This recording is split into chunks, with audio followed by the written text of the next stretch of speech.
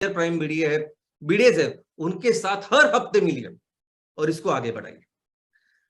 तो चलिए शुरुआत करते हैं आज के टॉपिक के साथ, और आज का भी बहुत इंटरेस्टिंग टॉपिक है। इसका नाम है मच्छर मुक्त क्षेत्र।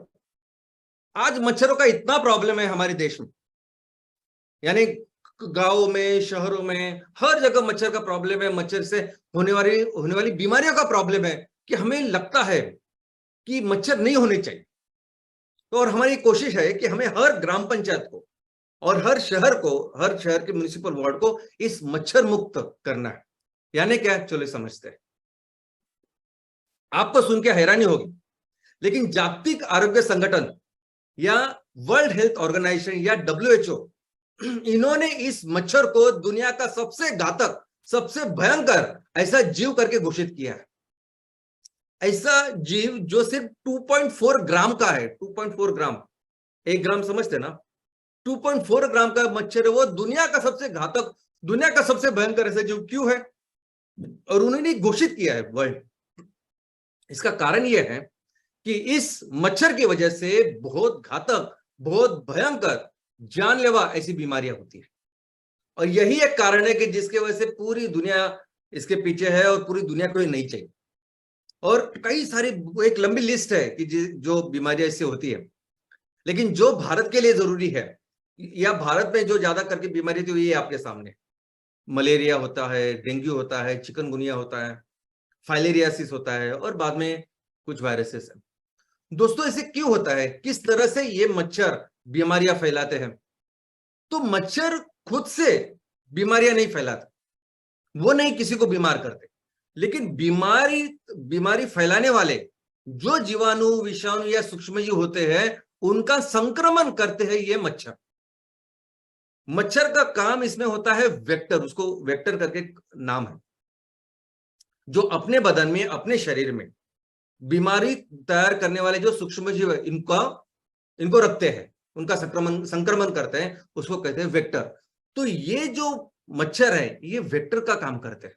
अभी आप ये जो चित्र देख रहे हैं, ये चित्र हमारे खून का है, और ये जो रेड पेशी, जो तबकड़ी जैसे दिख रही है, वो हमारी लाल रक्त पेशी है। और उस लाल रक्त पेशी में से जो निकल रहे ग्रीन, जो हरा, वो है मलेरिया तैयार करने वाले सूक्ष्मजीव।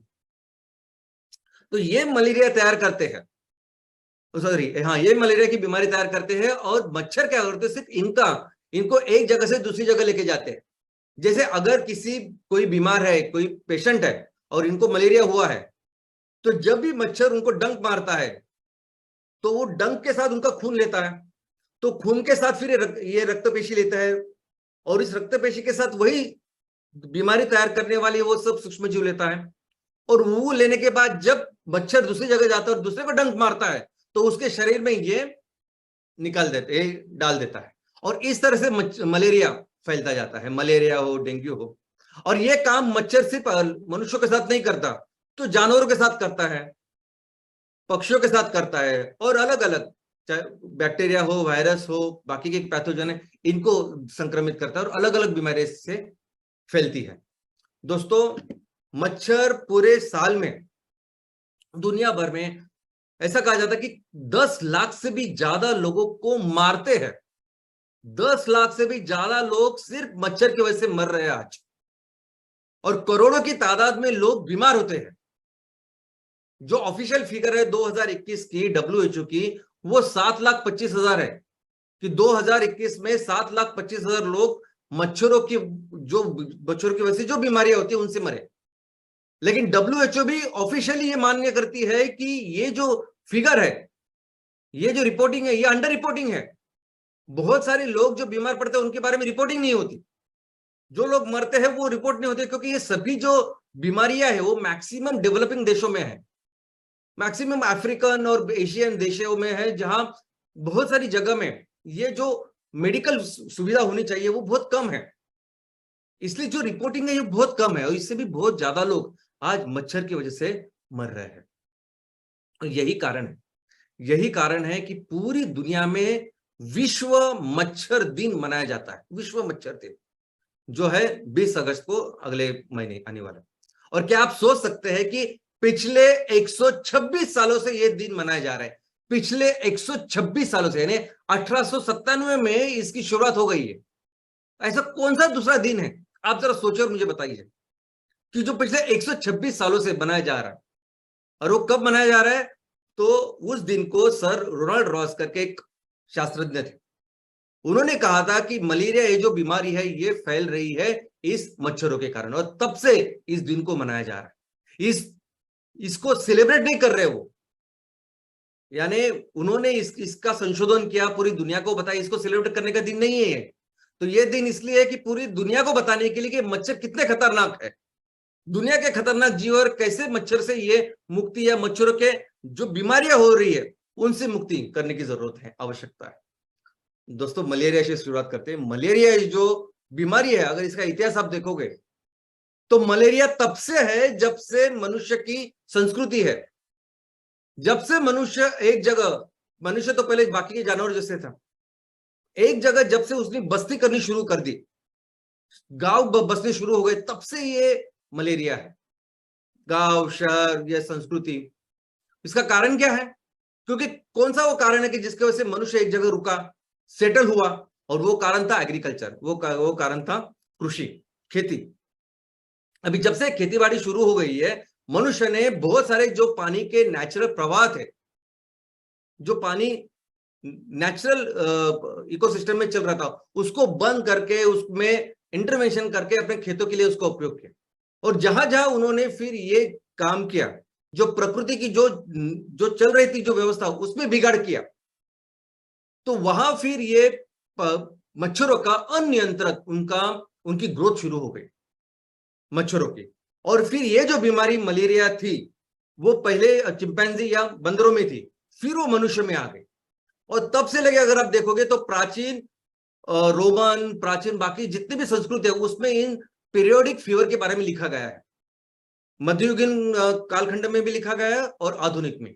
और मलेरिया का मतलब यह है कि पहले लोगों को पता नहीं होता था कि किसकी वजह से ये सब हो रहा है, तो इसलिए उनको पहले लगता था कि हवा से हो रहा है, ये खराब हवा, दूषित हवा के कारण ही हो रहा है। तो मलेरिया का जो फुल फॉर्म है, या मलेरिया का जो अर्थ है, वो है माल और एरिया। माल यानी बैड, खराब, और एरिया यानी हवा। तो खराब हवा के कारण ही हो रहा है, ऐसा लोगों को लगता था, इसलिए इसको ऐसा नाम दिया है। फिर ये सर रोनाल्ड रॉस ने बताया कि ये हवा से नहीं हो रहा है, तो ये मच्छरों के कारण हो रहा है। तो दोस्तों, और ये जो बीमारी तैयार करती है वो सूक्ष्म जीव होते हैं, वो एक पेशीय सूक्ष्म जीव है जिनका नाम है प्लाज्मोडियम।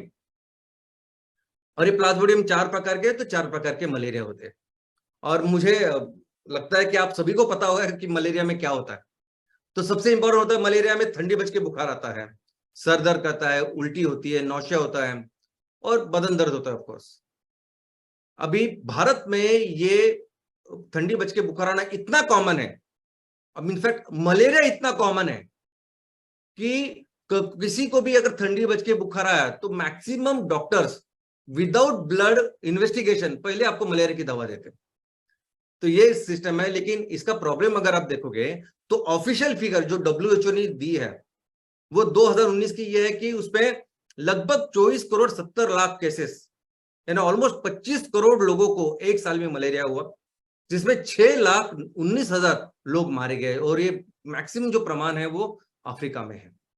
लेकिन भारत की भी अगर बात करें तो भारत में WHO के अनुसार 2019 में 1.5 करोड़ केसेस हर साल होते हैं, और लगभग 20,000 तक लोग इससे मारे जाते हैं।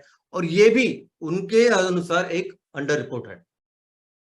और इसीलिए वर्ल्ड हेल्थ ऑर्गेनाइजेशन, इन्होंने ग्लोबल मलेरिया प्रोग्राम करके एक मिशन शुरू कर दिया, और उनका एक ही फोकस है कि किस तरह से जल्द कोई भी मलेरिया का पेशेंट हो, उसका जल्द से जल्द हम लोग उसका ट्रीटमेंट करें, उपचार करें, और इस संक्रमण को रोके, मलेरिया को सोर्स को भी रोके। वैसे ही वैसे ही पूरे विश्व में मलेरिया का एक स्पेशल दिन मनाया जाता है। मच्छरों का दिन तो मनाया जाता है 20 अगस्त, लेकिन मलेरिया का जो स्पेशल दिन मनाया जाता है, जिसको कहते हैं कि विश्व मलेरिया दिवस, और वो बनता है 25 अप्रैल को। हमारे देश में भी इसको लेके एक बहुत बड़ा मिशन है। राष्ट्रीय स्वास्थ्य मिशन के अंतर्गत एक national vector borne disease control programme, यानी जितने भी वेक्टर से डिसीज होते हैं उनका नियंत्रण कार्यक्रम हमारे यहाँ देश में होता है। और इसके जरिए एक बहुत बड़े इंफ्रास्ट्रक्चर का भी निर्माण किया गया है। इनफैक्ट हर जिले में एक जिला मलेरिया अधिकारी ऐसी एक पोस्ट है जिसमें सीनियर डॉक्टर वो रहते हैं और उनके अंडर एक बहुत बड़ा स्टाफ होता है, स्टाफ नर्सेस से लेके बाकी के डॉक्टर्स, बाकी पूरा स्टाफ, और इनका एक ही फोकस होता है कि मलेरिया का निर्मूलन उस जिले से। और भारत के हर जिले में ये पूरी व्यवस्था है। तो आप सोच सकते हैं कि मलेरिया का प्रॉब्लम ये कितना बड़ा हमारे देश के लिए भी है। दूसरी जो बीमारी है इंपॉर्टेंट, वो है डेंगू। दोस्तों, डेंगू के बारे में भी मुझे लगता है कि आप सभी को आपने सुना होगा कि डेंगू एक अगेन जानलेवा बीमारी है। वैसे मलेरिया भी एक जानलेवा, हमने देखा कि 20,000 लोग रिपोर्टेड है जो मरते हैं हर साल भारत में। डेंगू भी ऐसी जानलेवा है जो हो रहा है एक वायरस की वजह से, और जिस वायरस का नाम है DENV। दोस्तों, इस डेंगू को लेके जो सिम्टम्स होते हैं, लक्षण होते हैं, वो होते हैं वही बहुत बुखार आता है, उसमें उल्टी होती है, सर दर्द होता है। लेकिन इस डेंगू में क्या होता है कि छोटे छोटे कैपिलरीज के लेवल का एक ब्लीडिंग होती है, रक्तस्राव होते हैं छोटे छोटे, और इस रक्तस्राव की वजह से आप देखोगे कि तो बदन के ऊपर वो रैशेस आते हैं। तो छोटे छोटे ऐसे टिपके आते हैं लाल, वो लाल टिपके या रैशेस जो होते हैं वो एक्चुअली होता है कि स्किन के अंदर हमारा रक्तस्राव हो रहा है। तो ये प्रमुख लक्षण होता है डेंगू, और डेंगू से कितने सारे कॉम्प्लिकेशन हो रहे हैं। अभी डेंगू का प्रॉब्लम तो बहुत ज्यादा दुनिया में बढ़ गया है, इतना बढ़ गया है कि अभी WHO के अनुसार सबसे बड़ा खतरनाक जो बीमारी मच्छरों की वजह से हुई है वो आज की तारीख में डेंगू है। WHO कहती है कि दुनिया में जितने लोग रहते हैं, ऐसा समझते हैं कि 800 करोड़ लोग दुनिया में रह रहे हैं, तो 800 से 400 करोड़ लोग हैं जो अभी इस डेंगू के रिस्क में रह रहे हैं। यानी ये 400 करोड़ लोग ऐसी जगह पे रह रहे हैं जहां डेंगू तैयार करने वाले विषाणु है, जहां डेंगू को विषाणु को संक्रमण करने वाले वहां मच्छर है। और आज की तारीख में 10 करोड़ से लेकर 40 करोड़ तक हर साल लोग डेंगू से बीमार होते हैं। भारत के लिए जो फिगर है वो 50,000 तक। लेकिन हमने खुद देखा है कि पिछले 2 साल, पिछले साल, उसके पहले साल इतना बड़ा डेंगू के एक साथ आई थी। तो दोस्तों, इसीलिए पूरी दुनिया में एक वर्ल्ड या अंतरराष्ट्रीय डेंगू दिन ऐसा मनाया जाता है जो होता है 15 जून। लेकिन ये प्रॉब्लम अभी इतनी बढ़ गई है कि भारत एक स्पेशल अपना दिन मनाता है, राष्ट्रीय डेंगू दिवस, जो 16 मई को होता है। और इसका फोकस एक ही होता है कि इस डेंगू के जो केसेस है वो कम से कम करें। आगे की जो बीमारी है वो चिकनगुनिया है। चिकनगुनिया भी एक वायरल इन्फेक्शन है, जो वायरस मच्छर एक जगह से दूसरी जगह लेके जाते हैं और उसका संक्रमण करके बीमारी तैयार करते हैं। और उसमें भी क्या होता है, चिकनगुनिया में बुखार होता है जैसे बाकी के इन्फेक्शन में होता है। लेकिन उसके साथ सबसे इंपॉर्टेंट चीज होती है चिकनगुनिया में, वो है जॉइंट पेन्स। अभी ये वायरस से होता है चिकनगुनिया, इसलिए हो सकता है कि 8-10 दिन के बाद ये बुखार चला जाता है। लेकिन हमने देखा है कि ये जो जॉइंट पेन्स है, ये जो सांधे दुखते हैं, वो जॉइंट 6-9 महीने, 1 साल, 1.5 साल, 2 साल तक लोगों को दुख रहे हैं। तो इतना डैमेज ये फीवर करता है। बाकी के भी अलग अलग बीमारी है, जैसे फाइलेरियासिस है, अगर आपने सुना होगा, हत्ती पाव करके एक बीमारी होती है। तो उसमें ये मच्छर ऐसे सूक्ष्मजीवों को लेके जाता है जो हमारा फ्लूइड का जो ड्रेनेज है या जो सिस्टम है उसको बंद कर देता है, लिम्फ नोड को अफेक्ट करता है, उसको बंद करता है। तो फ्लूइड पूरा पैरों में वैसे रहता है और पैर फिर हत्ती जैसा हो जाता है, इसको हत्ती पाव ऐसा कहते हैं। तो हमारे देश में वो मच्छरों के कारण ही होता है। उसके अलावा जिका वायरस करके एक वायरस का संक्रमण जो हमारे यहाँ कम है, यूरोप में, वेस्टर्न कंट्रीज में ज्यादा है, वो उसका संक्रमण होता है। उसके अलावा येलो फीवर, यानी जैसे हमें पीलिया होता है और पूरा बदन पीला पड़ जाता है, वैसे आंखें पीली पड़ती है, यानी आपको बुखार आता है और आंखें पीली पड़ती है। Yellow fever again western countries में बहुत ज्यादा है, भारत में एकदम कम है। बाद में वायरल एनकेफेलाइटिस, यानी हमारे मेंदु के जो टिश्यू है उनका इन्फ्लेमेशन जो वायरस के कारण होता है, वो भी कर सकता है मच्छर, और हो सकता है कि इसका भी बहुत सारे कॉम्प्लिकेशन होते हैं। तो ऐसे कई सारी बीमारियां इस मच्छरों के कारण होती है। तो इस मच्छरों को कैसे कंट्रोल करते हैं, तो इसके भी अलग अलग प्रकार है, पद्धति है। तो सबसे प्रचलित पद्धति है जिसके ऊपर ज्यादा लोग फोकस करते हैं, वो है सोर्स रिडक्शन। यानी क्या कि जहां से ये मच्छरों की पैदाश होती है उसको एलिमिनेट करना, इसकी पैदाश को रोकना, थमना। तो अभी कैसे इसके मच्छरों की पैदाश को रोक सकते हैं, ये समझने के लिए हमें ये समझना होगा कि मच्छरों की पैदाश कैसी होती है। तो दोस्तों मच्छरों की जो लाइफ साइकिल होती है ना, तो जो एडल्ट मच्छर है उसमें जो मादी मच्छर है वो अपने अंडे देती है। कहाँ देती है? तो पानी के ऊपर जो लेयर होती है ना वहां अपने अंडे देती है, और उसी अंडे से फिर वो लार्वा निकलते, बच्चे निकलते हैं, और वही बच्चे थोड़े से बड़े हो जाते हैं, उनको कहते हैं पुपा, और फिर वो पुपा बन जाते हैं एडल्ट मच्छर। ये पूरा उनका जो जीवन चक्र है ना वो 8 से 10 दिन का होता है। इस तरह से ये मच्छर अब पैदा होते हैं पानी के ऊपर। तो इसलिए जब हम कहते हैं कि मच्छरों की पैदाश रोकना, इसका मतलब यह है कि जहां ये तैयार होते हैं वहां उसको रोकना। अभी आप देखोगे ना कि जहां जहां मच्छरों की पैदाश होते हैं आपको पानी ऐसे नजर आएगा, उसमें जो लार्वा है, छोटे छोटे बच्चे मच्छर के, वो आपको ऐसे दिखाई देंगे, मादा दिखाई देंगे। और एक्चुअली अगर सूक्ष्म स्कोपी से आप देखोगे तो मच्छर आपको ऐसे दिखाई देंगे। तो नीचे ये लार्वा रहते हैं और ऊपर एक ट्यूब होती है जिससे वो ऑक्सीजन हवा का लेते हैं। दूसरा जो पद्धति है इन मच्छरों को कंट्रोल करने का, उसके ऊपर भी अभी संशोधन हो रहा है कि मच्छरों की पैदाश बंद करने के लिए ये जो पुरुष नर मच्छर है उसको स्टेराइल करना, ताकि अंडे ही पैदा ना हो। तो इसलिए फिर वो जहां जहां मच्छरों की पैदाश है, ये जगह पे गामा रेडिएशन या ऐसे केमिकल डाले जाते हैं कि जिसकी वजह से ये जो नर मच्छर है वो स्टेराइल हो जाते हैं, फिर वो अंडा नहीं तैयार कर पाते। तीसरा जो है वो बायोलॉजिकल कंट्रोल है, बायो कंट्रोल जिसे कहते हैं। अभी ये जो मच्छर है, इसके अंडे, इसके छोटे छोटे बच्चे, ये बहुत सारी मछलियों का खाद्य है। बहुत सारी मछली इसको आराम से खाते हैं, इसके ऊपर जिंदा रहते हैं, ऐसा समझ सकते हैं। इनफैक्ट आप अपने प्राथमिक आरोग्य केंद्र में जाओगे, आप अपने तालुका लेवल के आरोग्य ग्रामीण रुग्णालय में जाओगे तो आपको बताएंगे ये कि अगर कहीं मच्छर हो सकते हैं, आपको लगता है कि हो रहा है, ऐसा लगता है, ऐसे क्लीन वाटर में आप ये मछली को डाल दीजिए, मछली सब कुछ खा जाएंगे। इनफैक्ट बहुत सारी जगह पे तो आपको मछली देते हैं वो देने के लिए। चौथा है ऑयल ड्रिप, यानी ये जो मच्छरों की पैदाश होती है ये पानी के ऊपर होती है, सरफेस के ऊपर, नीचे नहीं होती। तो अगर इस पानी के ऊपर आप तेल डाल देंगे, और कौन सा तेल? जो यूज किया हुआ तेल, रसोई का एकदम यूज किया हुआ जो आप डाल सकते हैं ऐसा तेल, या गाड़ियों का तेल जो भी यूज किया उसका कोई फायदा नहीं। ऐसे तेलों को अगर आप डाले तो एक लेयर बनाती, तेल जो होते हैं उसकी घनता पानी से कम होती है, तो ऊपर रहता है तेल हमेशा। और जब आप एक तेल डालते हो तो वो जो लार्वा है जो ऑक्सीजन लेते हैं उनके ट्यूब मार्फत, वो ऑक्सीजन उनको नहीं मिलता, वो मर जाते हैं।